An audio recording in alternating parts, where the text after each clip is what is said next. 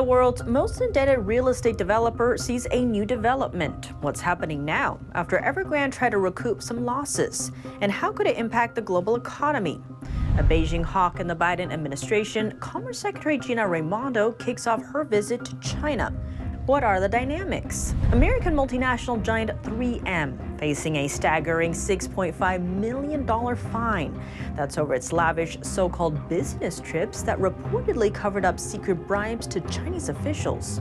Detained in China and in need of major surgery, an Australian citizen says he fears for his life while awaiting a trial verdict delayed 10 times over more than 4 years. What do you think? Let us know below and subscribe if you haven't already.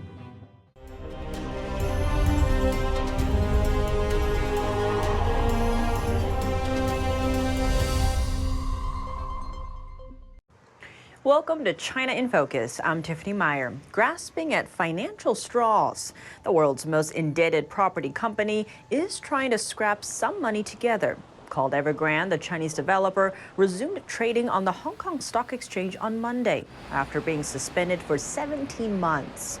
But things aren't going well. The company's stock shares plummeting over 80% on the first day, losing $2 billion of their total market value.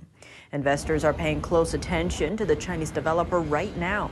That's because it's at the center of a real estate crisis threatening China's economy. Analysts and investors fear that damage could spill over into the global economy.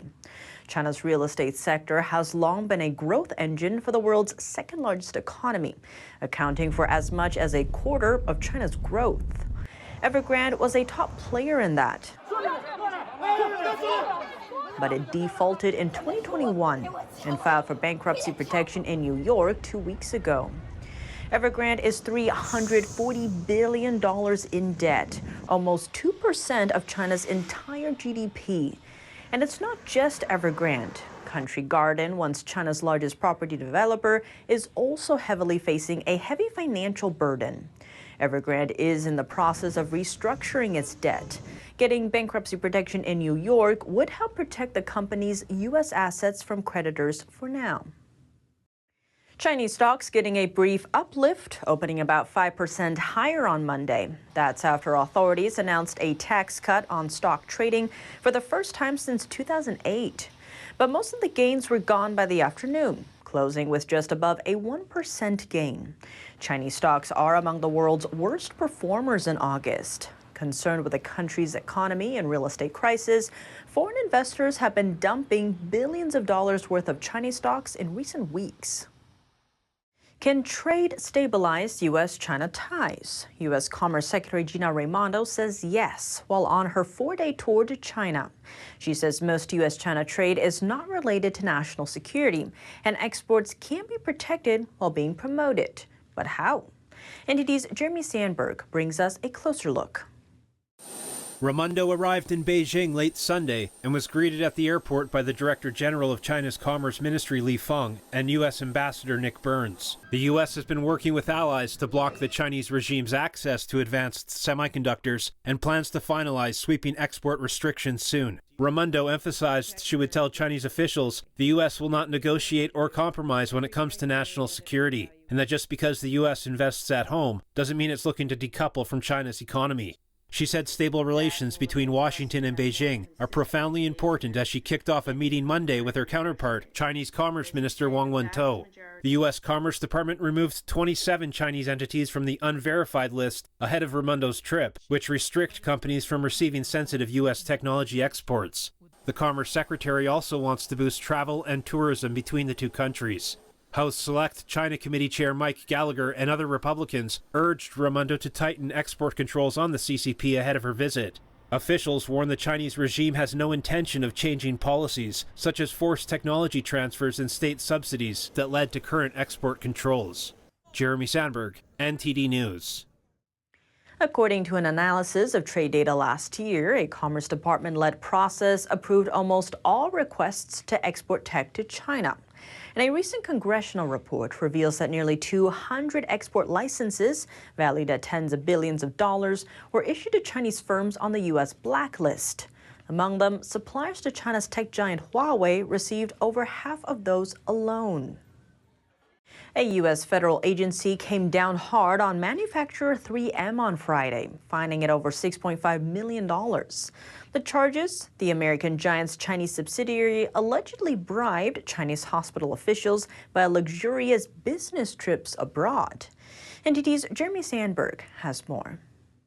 The SEC said last week that 3M's wholly owned China unit arranged for Chinese healthcare officials overseas travel, sightseeing, and entertainment activities on the pretext that they were attending conferences or marketing activities from at least 2014 to 2018.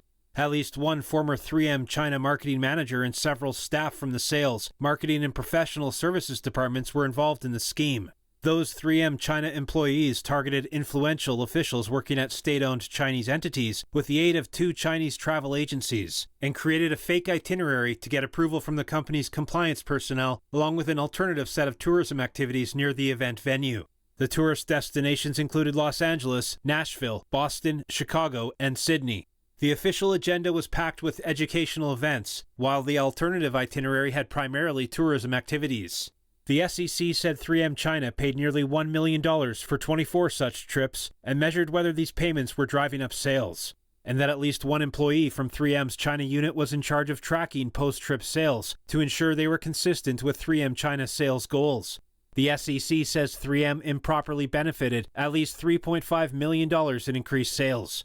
It also paid a Chinese travel agency a total of $254,000 in 15 payments for vaguely termed marketing efforts, then improperly recorded the costs as legitimate business expenses. 3M agreed to pay the fine without admitting or denying the findings. The SEC says the company promptly self-reported its employees' misconduct after first learning about it in 2018 and fully cooperated with its investigation.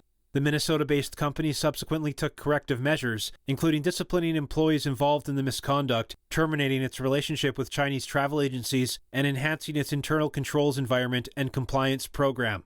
Jeremy Sandberg, NTD News. New details revealed about Washington's 3-month pandemic probe. According to a Sky News exclusive, President Joe Biden's investigation into the origins of COVID-19 censored input from the intelligence community. Specifically, that scientists found that COVID-19 was most likely man-made. Here's how it all started. Back in 2021, reports revealed that staff at Wuhan's now infamous virology lab had been hospitalized 2 years earlier, in November 2019. Those researchers were showing COVID-19-like symptoms at the time and were later believed to be patient zero. That reveal sparked the White House to order a probe. 90 days later, the findings concluded that the virus was not genetically engineered, even if it had leaked from a lab. That report allegedly left out some details.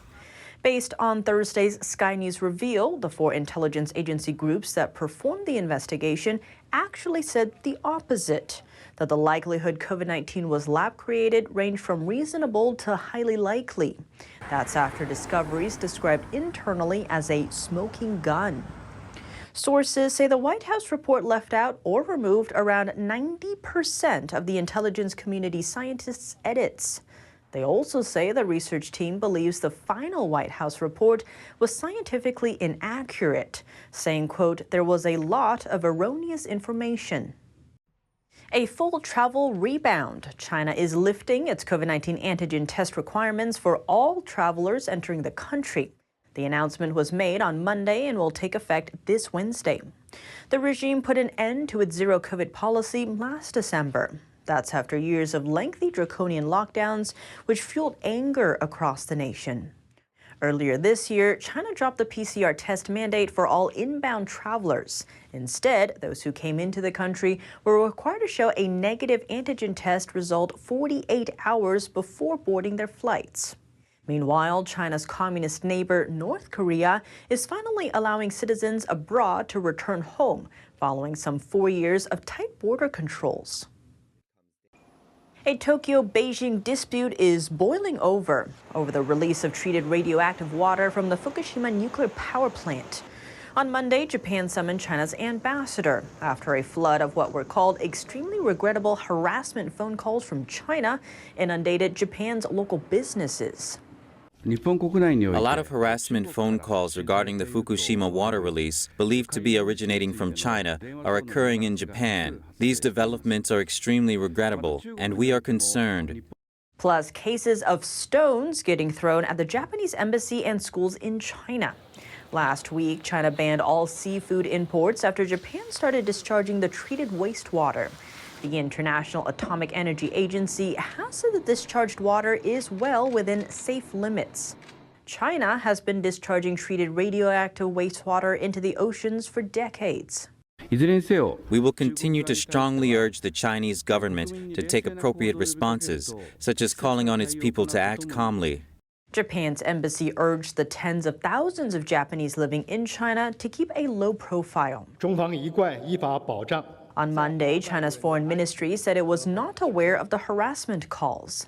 Given the current strains between the two, both agreed to postpone a planned diplomatic visit to China by a Japanese official.